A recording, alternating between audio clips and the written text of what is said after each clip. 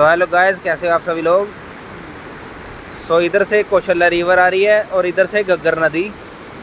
सो ये संगम है घग्गर का और इस टाइम नदी पूरी भर के चल रही है और पुल के ऊपर भी पानी भरा हुआ है,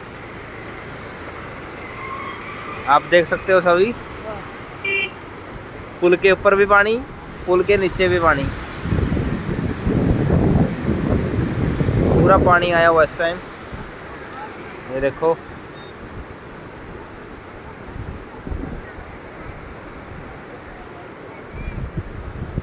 पूरा पुल भरा हुआ है और नीचे भी पूरा पानी का जोर, पानी पूरा भर के आ रहा है। इधर से ज़्यादा आ रहा है घग्गर नदी, ये कौशल्या रिवर।